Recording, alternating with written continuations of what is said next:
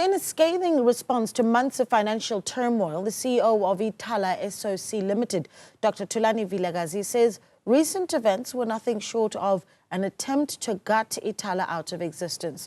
He was speaking during a press briefing following the Pietermaritzburg High Court's ruling that the state-owned bank can resume operations and that all frozen accounts can be unfrozen.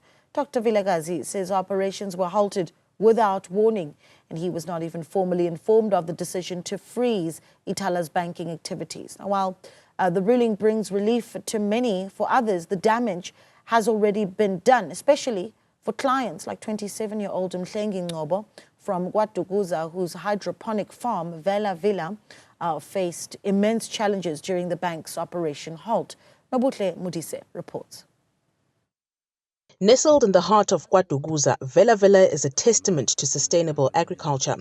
Owned by 27-year-old Mhlengi Ngcobo, this hydroponic farm supplies fresh produce to major retailers like Pick n Pay, Checkers and ShopRite in Stanger. I've been a loyal member of Ithala Bank from, I believe, year 2016 when I had my first company, and also through the establishment of this company, Vela Villa Farm. And I really think that it was because Ithala resonated a lot with where I was at that particular time, and also through its savings plans.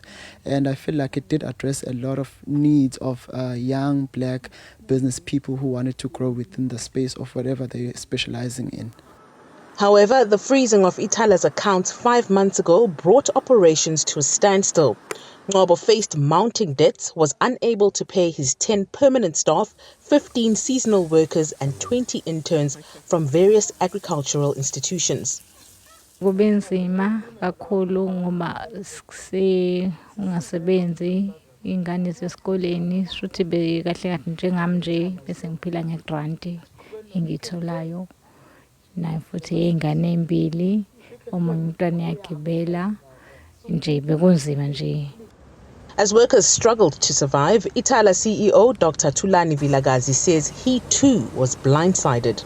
Speaking at a press briefing, he described the sudden freeze on January the 16th as an act to gut Ithala out of existence. An instruction came through that shut down one of our key platforms that hosts our ability to transact. Now, on the 15th, government employees, farm workers, people who work on our factories in Durban are in our banking halls, and suddenly the screen goes off. And I've not been notified as the CEO of a bank. Meanwhile, the KwaZulu-Natal Economic Development Department says the Prudential Authority's decision to bar Ithala from taking deposits was based on an incorrect interpretation of the law. Now, the reason why we need to acquire a banking license is merely to comply with the current situation where the Prudential Authority has done away, has withdrawn its ability, not because it is not provided for in law. It is there in law, but they don't want to give it to an institution for which we as parliamentarians, when we drafted that act saying that what about state institutions like the Land Bank and others? Will they need a commercial license?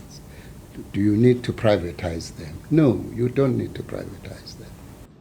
The recent court ruling has unfrozen Ithala's accounts, and while this brings a sigh of relief, the road to recovery is steep.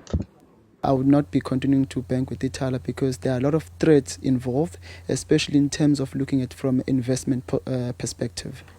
It will be some time before Ithala is able to fully resume operations and allow clients access to their funds. For now, the bank is permitted to restart its insurance division and other non-deposit taking services. As the matter is still in court, the Prudential Authority has refused to comment. For Newzroom Afrika on Channel 405, I'm Nobuhle Modise in Durban.